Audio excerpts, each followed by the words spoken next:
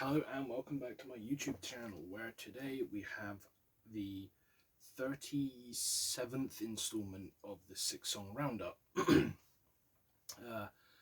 This episode may feel a little rushed in terms of how much I've done about each of them, because it mildly was. I had a lot of planning this week for a D&D session. The D&D session went on yesterday, didn't finish until about 11, and I mildly forgot that I had to record this week. I thought it was next week, so I've got it prepped and ready, and it should be good. So, let's jump straight into the 6-song roundup with track number 1, Dragon Force, Burning Heart, featuring Alyssa White-Gluz. I don't know how you say her last name. This is 6 minutes. So, the power metal titans kick it with an insanely fast drum beat to start. These guitars come in, they're shredding immediately. The vocal combination of their male vocalist and Alyssa's clean singing backing him before her part worked really well together. I thought their clean singing styles gelled quite nicely and complemented each other a lot. For Alyssa's verse, she gets to do her signature growled sections.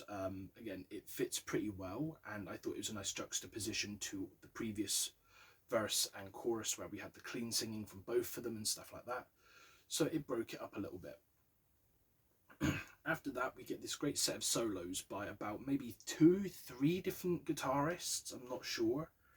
And there's each of them have like a different style of guitar as well that they're doing their solo on. And even on the YouTube channel where the music video section is, it's broken up into bits. It says, guess how many solos are here, or something like that. So they had a bit of fun with it. It's a good song. It's, like I said, it's 6 minutes, but it doesn't feel 6 minutes. It doesn't overstay its welcome. Again, like I said, the instrumentation is fantastic, as you would expect with Dragon Force. It's like this very polished, fantastical power metal. It's not for everyone, obviously, because obviously some people don't like the more high-pitched, clean singing and stuff like that. But if you're into fantastic drum work and extremely great guitar work, it's worth checking out on that basis alone. So yeah. From there, we move on to track 2, which is Nasty, featuring Paleface Swiss, Talk. This is about 3 minutes and 5 seconds. This down-tempo guitar kicks in. It's like this impending, really deep, like chugging riff. The guitars thudding in the background. Zelly's vocals and the vocalist from Nasty, they complement each other really well. They're both very similar aesthetically, but there's just these slight differences that kind of complement each other when they're doing their bits, and I thought they sounded really clean. The guitar work on this was honestly superb, and the drum work really stood out. It was well polished, well produced, but still had this like grimy, dirty, down-tempo, downbeat, almost music that you could like really get in the fucking pit at a small venue and mosh to sort of vibe. Really enjoyed this. Would definitely check out more of Nasty because I've not heard much of their stuff, and obviously I'm a massive Paleface fan, so you've got Zelly on a feature, I'm sure I'm gonna love it. Moving on to track 3, we have, I believe it's called Accused. They use a V instead of the U, so I'm thinking that's correct. This is Dealer of Doom. This is about 3 minutes and 8 seconds.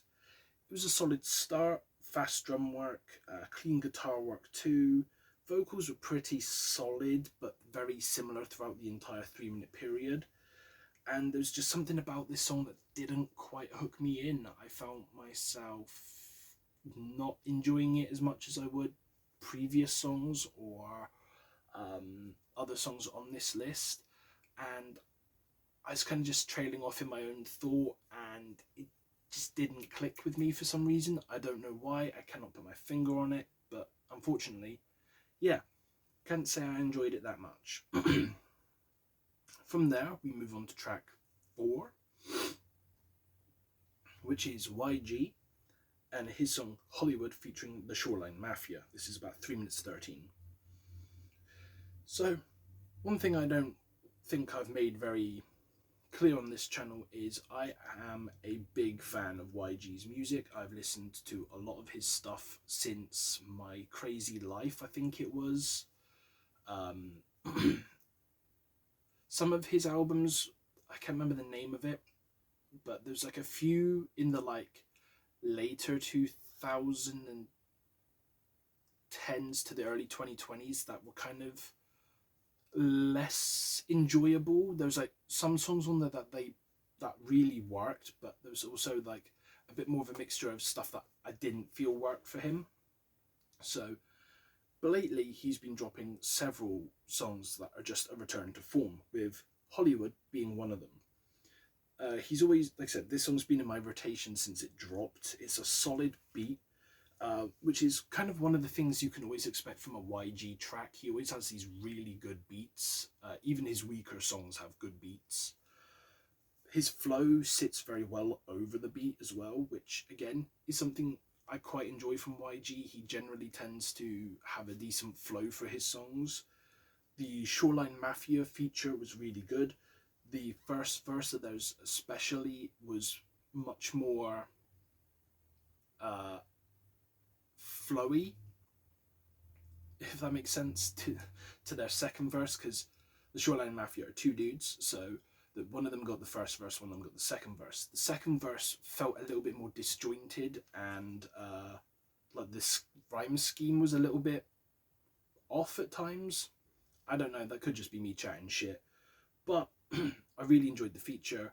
I've listened to Shoreline Mafia's solo stuff before, quite a while ago, I think. And yeah, it's just another YG banger, and I'm really looking forward to his new album that he seems to be working towards, because I think he's had like 3 or 4 singles recently, so fingers crossed. Moving on from that, we have a bit more of a divisive one.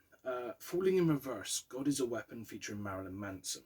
So, I do like Falling in Reverse. I enjoyed their earlier stuff more so than the newest album. I listened to the newest album. I was gonna review it, but I thought there was other stuff that I wanted to review sooner, so I haven't got around to it yet. I might still do it. There's some good songs, there's some bad songs, but after that they dropped this one, God is a Weapon. And this is not a collaboration I ever expected. I never thought I'd see Ronnie and Marilyn Manson on a song together. But their styles actually gel quite well. It's a dark, brooding, atmospheric track with these understated instrumentals for the verse sections, where they swell up and become more grandiose for the choruses. Ronnie leans into that more singing style of his than his rapping or his gutturals or his other tones that he uses more frequently. And he even pulls out some high notes, some held notes, and really just tries to lean on that almost like more classically sung track. And it feels almost like Ronnie went out with the intention of making something that both him and Marilyn Manson would sound really good on, but tried to put more of that more dark Marilyn Manson-esque twist into the music. And I find it to be a very enjoyable track. I know a lot of people were like, oh god, Ronnie and Marilyn Manson on a track, you know, why would you put that out? Who the fuck would listen to this? But it's not bad. Like, I do feel like it serves a purpose well, and that is to make both of them sound good. And Ronnie, for all his faults, for all the good things about him too, the one thing you cannot say is that he doesn't have a good range of vocals. Because that dude can do the rapping, he can do the clean singing, he can do the high notes, the fucking falsetto, the held stuff, the more classical stuff with his reimagining of Last Resort, and there was that other one he did. He can obviously do the like growls, the gutturals, and he just has such a fantastic range. Whereas some other vocalists within the scene do tend to just stick to their lane and have that one thing they specialize at, whereas Ronnie is more of this jack of all trades of a vocalist. So, love him or hate him, there is the respect to be given of the fact that he can do a little bit of everything and he tends to do it very well. If I would say one thing about this is Marilyn Manson's verse was okay, but I feel like the verse could have just been a smidge longer, like a few more lines. But that's me nitpicking, so yeah. From there, we are on track 6 already. This is Left to Suffer featuring David Gunn of King 810 and Alejandro Aranda, I believe his name is, and this is 3 minutes exactly. So, Taylor Barber kicks it off with these rapped mid-tones, I would say. And obviously he has like a full-on verse. It's pretty well done. It flows well. It sounds great. The guitars are solid. The drum work is solid. And then it comes in these angelic fucking cleans for the chorus by Alejandro. And it's such a departure from the vocals of Taylor and what's to come with David that it would seem to be that it would disjoint the song, but I just feel like it pulls everything together. It's almost like the dark being pulled together by the light, and it's such a unique vocal, like it doesn't overstay. It's a very short chorus, but I love it. David Gunn obviously has his signature spooky, like gravelly rapped almost tone, where it is a little hard to hear him. I was watching it on my TV, the music video, and he did get drowned out a little bit by the beat, but you could pick it up better with earphones in. So there is that. And after David's verse, I think there's like another chorus, and then Taylor gets another verse. And in his final verse, he literally just goes, "Ratatata, pussies," and they all like flip their middle fingers. And I was like, I found that funny. I don't know why. It might be childish, but it had me laughing, and it's a solid song. I love David. I love Taylor. I'm intrigued to try and find Alejandro's music because his voice was really good. I need to see what band he's from or if he's a solo artist. But yeah, a solid track nonetheless. I wouldn't expect anything honestly different from those guys. So yeah, that is the 6-song roundup, episode 37, I think. Let me know if you've heard any of these songs, what you think of them. And I will see you guys in the next video, which will be... That's not what I need. That will be a 2 EP review of Frail the White Witch and The Hate Project with Death May Come. So, I look forward to seeing you guys all there in a few weeks' time.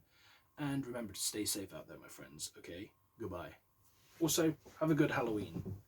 Cheers.